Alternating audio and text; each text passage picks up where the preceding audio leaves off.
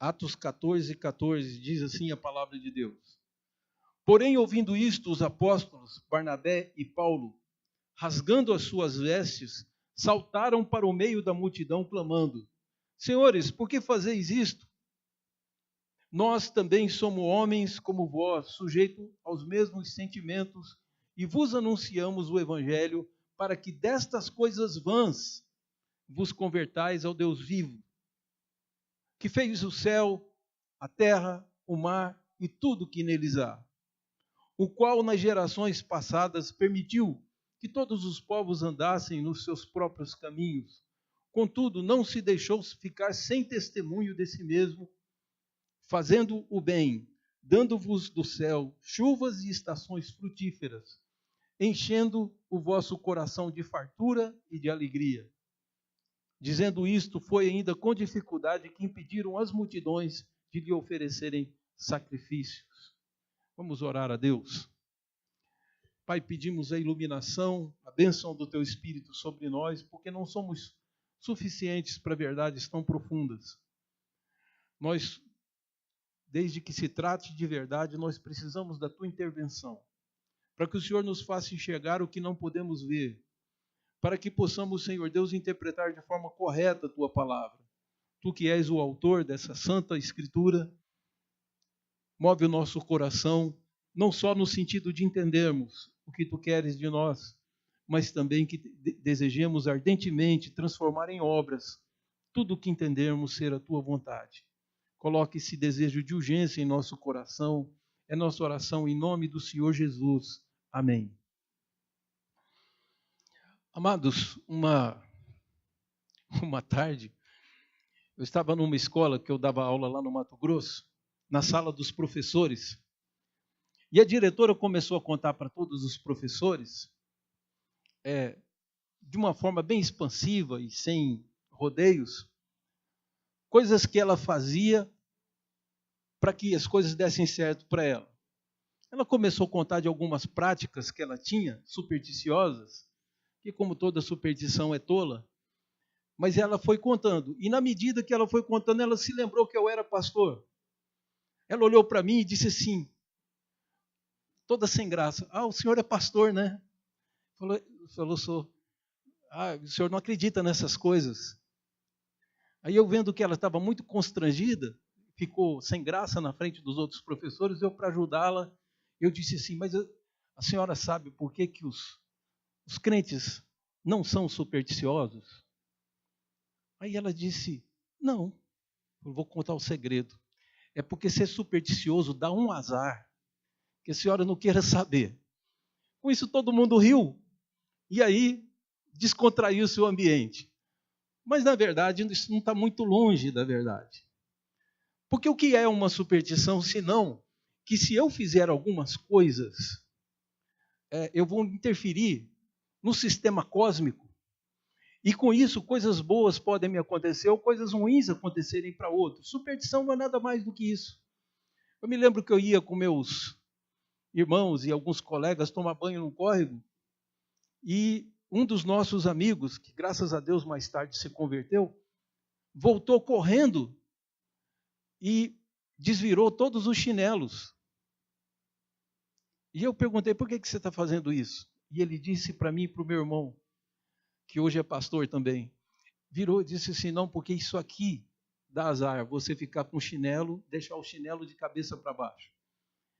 Isso faz com que a nossa mãe morra mais cedo.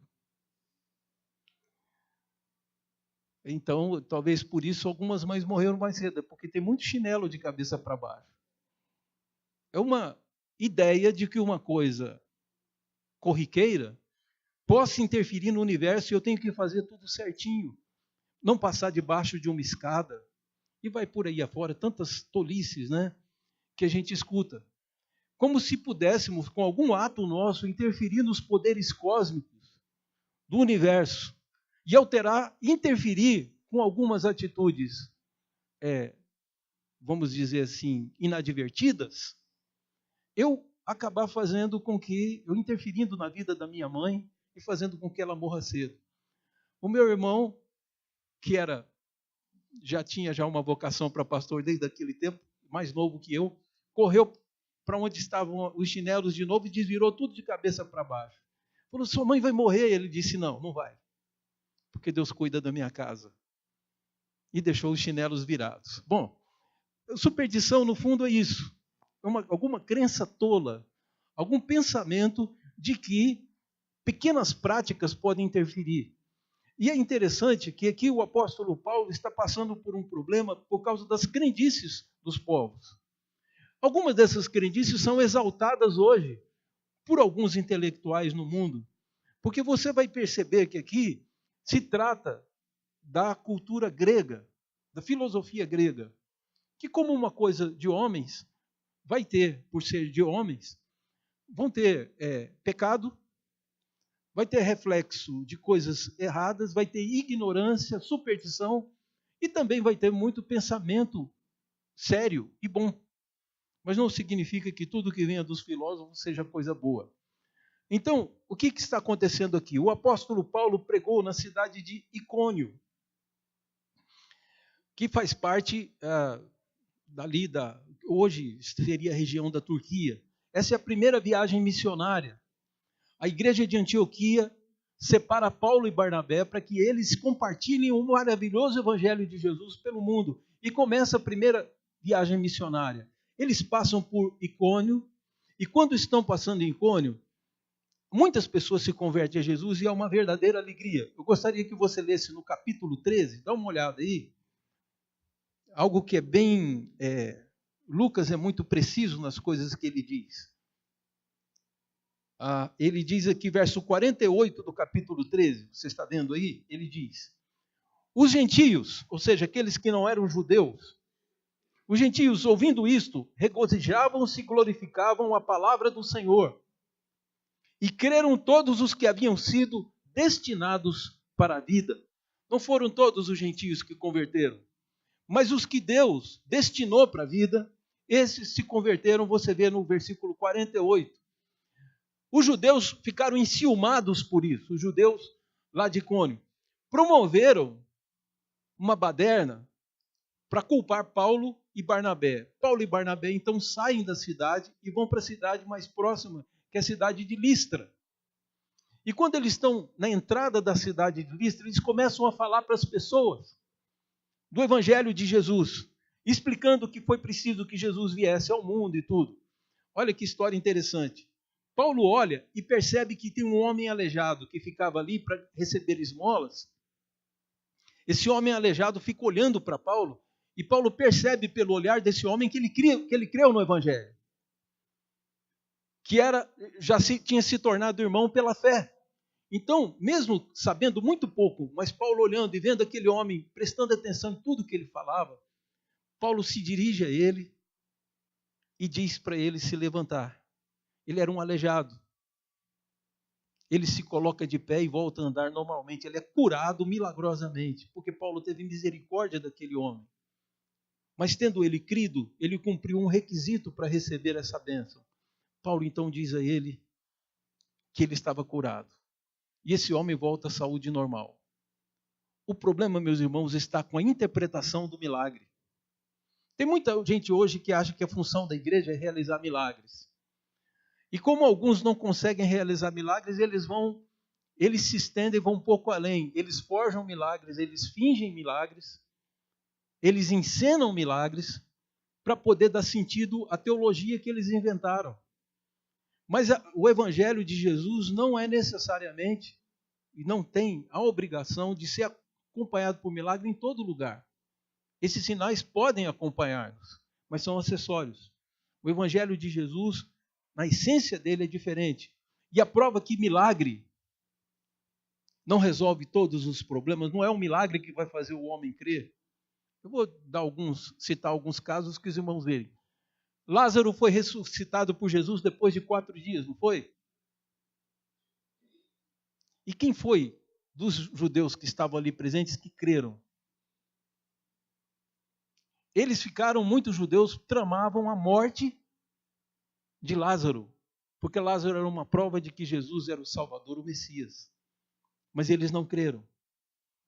Há várias passagens na Bíblia que nos mostram que milagres não tiveram esse efeito esperado. que muitas pessoas acham hoje que uma boa igreja é aquela que realiza milagre porque prova sua fé. E se as provas forem falsas? Aqui nessa igreja ninguém aceita provas falsas. E, portanto, nós pregamos a palavra de Deus, que é o grande motivo de alegria.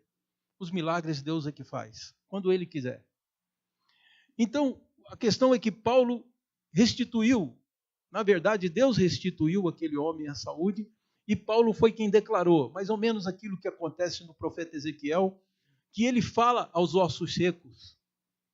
Enquanto ele não fala, os ossos secos são só ossos secos, mas à medida que ele fala, um exército inteiro é ressuscitado pela palavra profética. Então o apóstolo Paulo diz, como crerão se não houver quem pregue?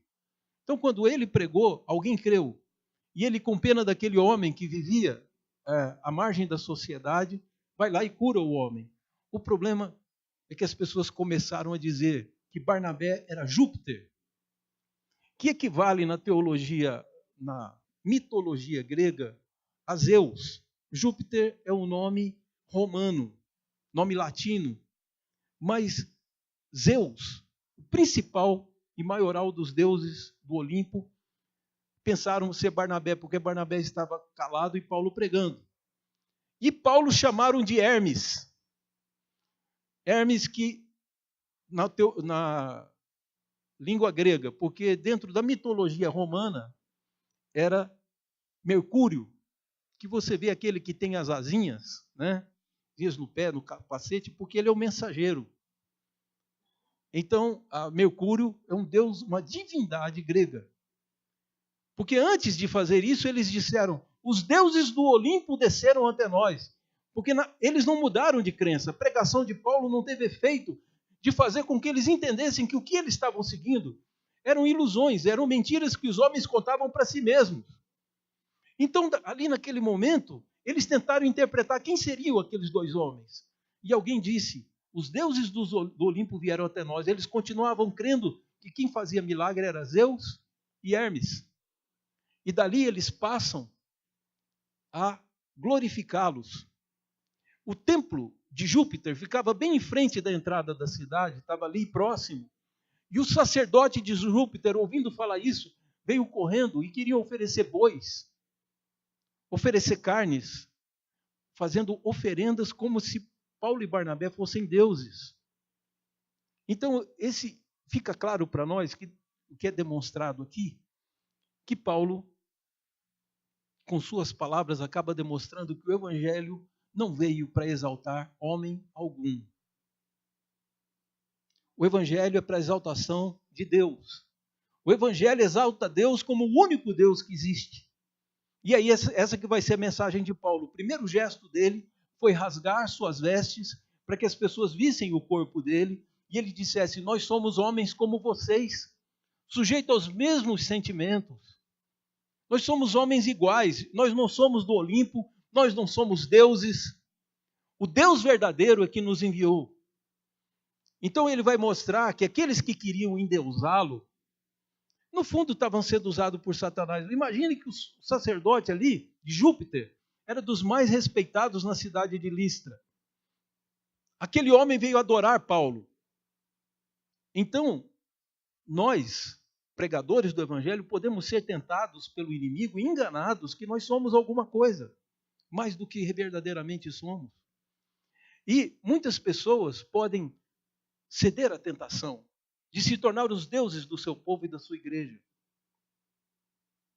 Não é sem motivo que em vários lugares você anda, a foto do missionário ou do pastor está colocada na frente da igreja. Eu tenho certeza que isso ajuda a trazer muita gente, porque viu na televisão, ou quando o homem exalta a si mesmo, as pessoas gostam disso. Nós queremos, a nossa tendência pecaminosa é de exaltar o ser humano e diminuir Deus. E daí, essa interpretação errada do milagre vai fazer com que muitos endeusem pessoas. E pessoas não são deuses. Então o evangelho de Jesus veio exatamente para isso. Paulo disse, somos homens como vocês. Todo pastor é homem como qualquer um de nós. Incapaz de fazer qualquer cura. Não tem um poder celestial nele que ele cure quem ele quiser. Até a própria cura que os apóstolos exerciam é questionável num certo ponto. O Atos mostra vários milagres que são feitos, mas nós sabemos que Paulo tinha um problema de visão muito sério. Por que ele não curava a si mesmo? Paulo escreve a Timóteo e diz para Timóteo não beber somente água, mas beber um pouquinho de vinho. Timóteo preferia ter dores terríveis do que dar mau exemplo para a sua igreja. Nem na intimidade Timóteo tomava bebida alcoólica. Então Paulo escreve a Timóteo e diz: toma um pouco de vinho para aliviar as dores de estômagos e constantes enfermidades. Timóteo era um homem muito doente. Por que ele não foi curado por Paulo? O que mostra que quem cura é Deus, e ele cura quando quer e quem ele quer. Quer ser curado? Trata Deus bem, pede a ele. Exalte o Senhor, não homens, não igrejas. Mas que fique bem claro a todos nós que homens não são deuses. E o Evangelho veio mudar isso. Enquanto as religiões do mundo pegam pensamentos humanos, produção e projeção nossa, o Evangelho de Jesus prega que há somente um Deus que interferiu na história, entregando a lei a Moisés, fazendo com que Maria desse luz a uma criança, sendo ela ainda virgem. E esse menino era o Filho Salvador prometido desde Moisés, lá em Gênesis, para Adão e Eva, até os dias em que Jesus nasceu. Ali foi o cumprimento da interferência de Deus na história. Deus te ama e interferiu. Então a grande verdade é, evangelho não é para exaltar homens. O verdadeiro evangelho converte o homem do culto ao ser humano, culto à humanidade, culto à sabedoria humana, que é muito tola, para ser um culto a Deus. Deus tem que ser o principal nas nossas vidas. Aliás, o mandamento do Antigo Testamento é claro quando diz: amarás o Senhor teu Deus de toda a tua força, de toda a tua alma, de todo o teu entendimento. Tudo que há em mim, bendiga o seu santo nome, diz o Salmo 103. Mas você tem também uma outra definição do Evangelho, que ele diz que o Evangelho foi para converter as pessoas ao Deus vivo. Podem ler que é esse o termo que Paulo usa. Por que a gente ouve muitas vezes, dentro das Escrituras, Salmo 115 diz isso, por que nós somos chamados, Deus é chamado de Deus vivo? A que se refere esse termo Deus vivo? É muito simples. Os povos pagãos produziam religião do seu próprio coração. E para ter uma coisa bem concreta da mentira que eles criavam para suas próprias mentes, eles faziam ídolos, estátuas. E com isso eles zombavam dos judeus, veja isso no Salmo 115, zombavam dos judeus dizendo: onde está o vosso Deus? O nosso está aqui. Tem 4 metros de altura, 5 metros de altura, é feito de bronze, ouro e prata. Olha que Deus maravilhoso nós adoramos. Onde está o vosso Deus? Que religião ridícula, que não adora e nem ora para estátuas. Era assim que os judeus eram zombados. Então o Salmo 115 é feito para explicar às pessoas, tanto os judeus quanto diz: no céu está o nosso Deus e tudo faz quanto lhe agrada. Mas os deuses dos povos não passam de estátuas. Tem olhos e não veem, tem boca e não falam, tem pés e não andam. Você sabe de onde veio a ideia de templo? A ideia de templo veio porque os ídolos estavam tomando chuva e sol, e você sabe que basta poeira, chuva e sol para destruir obras das mãos dos homens. Então eles fizeram um templo para poder abrigar. Só que depois de construído, eles não podiam dizer: está lá a casa que nós fizemos para o Senhor, por favor, se dirija ao local de culto. Não, eles tinham que vir e carregar o Deus deles. Porque ali não havia nada. Dentro daquele Deus não havia uma alma. E é por isso, exatamente por isso, que Deus é chamado de Deus vivo. Porque os outros deuses são mortos. Tem olhos e não veem, tem boca e não falam. Você já olhou, pode já ter visto de foto ou pessoalmente um defunto? Ele continua tendo olhos, mas ele não enxerga mais. Ele continua tendo boca, mas ele não fala mais. O Deus de Israel é um Deus vivo. É por isso que ele não aceita que se faça uma imagem. A única imagem que esse Deus permite somos nós. A Bíblia diz que nós fomos feitos à imagem e semelhança de Deus. Então, quando eu pergunto a Deus, Senhor, o que o Senhor quer que eu faça por ti? Como que eu adoro o Senhor? Ele diz, ama o teu próximo como a ti mesmo. Por isso o apóstolo João pergunta lá na carta de João. Na verdade, ele condena, ele diz o seguinte, se alguém diz que ama a Deus e aborrece o seu próximo, é um mentiroso. Porque como que ele consegue amar a Deus a quem ele não vê? E odeia o seu próximo que ele pode ver? Então, imagem de Deus já somos nós. Quando você constrói uma imagem, ou quando alguém adora uma imagem, no fundo, a única coisa que ele está fazendo é usurpando um lugar que é seu. Não podemos receber adoração. O texto anterior nos mostra isso. Somos homens.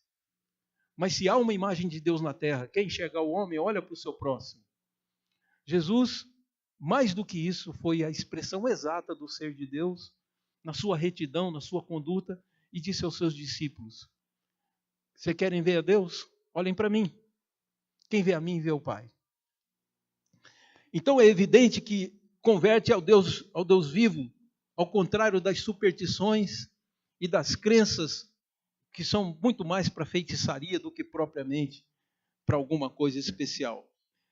E há um terceiro ponto que nós podemos ver nesse texto, é que o Evangelho vem para converter você a um Deus que você já conhece. Quando pregamos o Evangelho em missões, seja fora, seja aqui para um brasileiro não crente, ou seja, para um estrangeiro que cultua deuses pagãos, há uma coisa que nós devemos ter em mente. Tem muita gente que acha que é errado você pregar na escola, você pregar para as pessoas. Veja bem, meu querido, você não está interferindo na cultura dos povos. Você não está lá invadindo a religião deles. Você está chamando eles de volta para casa. O texto nos diz que o nosso coração sabe muito bem que o nosso Deus não é aquele que nós inventamos. Os deuses que são produtos da mente humana ou da arte humana, das mãos humanas habilidosas para fazer uma escultura, esses deuses são, na verdade, filhos dos homens, eles não são deuses. Então, o que esse texto nos diz? Esse texto nos mostra com toda a nitidez que os homens não podem jamais pensar, sequer de leve, que cultuar a outros deuses agrada o nosso Deus também. Veja só o que nos é dito aqui.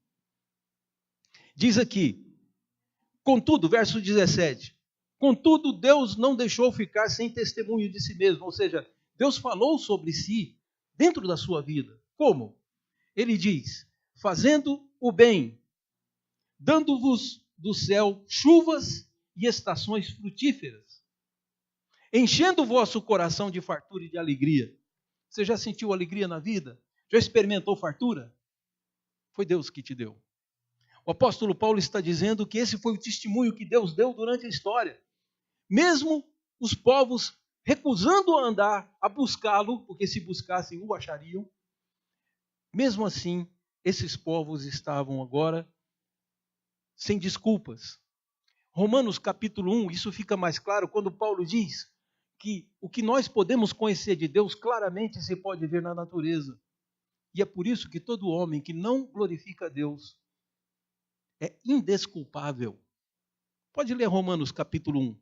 O mesmo Paulo agora fala aos moradores de Listra.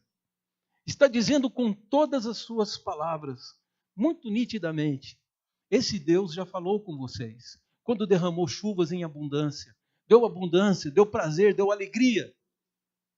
Ele encheu o coração de vocês de fartura e de alegria. Não é um Deus desconhecido. Nós é que recusamos vê-lo. A humanidade recusa vê-lo. Recusa ver Jesus como a resposta de Deus. E aí o texto ainda diz que foi com dificuldade que Paulo impediu que oferecessem sacrifícios a eles, porque eles queriam mesmo cultuar, né? E lembra aquela historinha dos dos escoteiros, né, que o mestre pergunta para eles: você fez boa ação hoje? Fiz. O que você fez? Eu ajudei uma velhinha a atravessar a rua. Aí ele pergunta para o segundo diz: eu ajudei a mesma velhinha. Por terceiro, a mesma velhinha. Ele falou: vem cá, vocês 10 ajudaram a velhinha? Foi.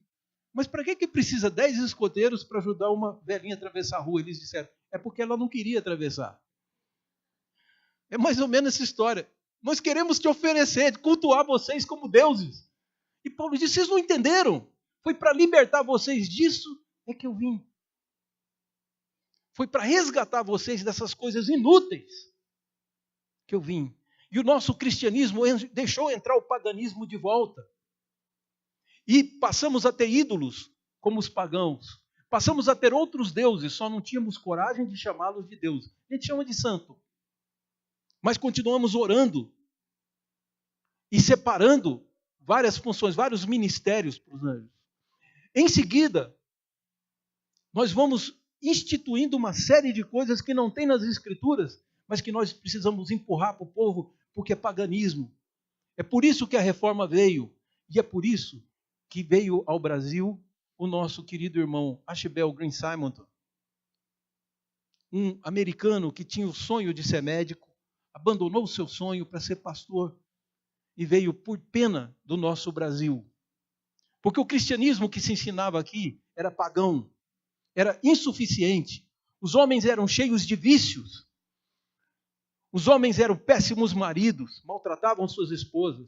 Havia escravidão no Brasil. Simonton chegou no Brasil e já era anti-escravocrata. Ele era alguém que tinha como ideologia que os homens são iguais. Havia escravidão no Brasil quando ele chegou, 1859. O ano que ele chegou aqui tinha escravos. E ele pregava contra a escravidão nos seus sermões. Simonton veio porque o cristianismo do Brasil sempre foi ruim e continua ruim. E por isso houve a reforma protestante, para devolver qualidade à revelação de Deus. Não é a melhor religião do mundo, está acima das religiões. Então, tendo isso em mente, queridos, o que nós devemos fazer é entender que o evangelho de Jesus é muito superior a uma religião. Veio libertar os homens das ideias religiosas, das lutas religiosas, das guerras religiosas. Libertar o homem das superstições. Fazer o homem voltar a pensar, a usar o seu raciocínio na sua plenitude. Aqueles que recusam Jesus vão continuar no engano e na tolice de uma vida vazia e sem sentido, que cultua homens. Quem se entrega a Jesus aprende a conhecer a Deus e com isso começa a cultuá-lo em espírito e em verdade. De Jesus são esses os adoradores que ele procura para si.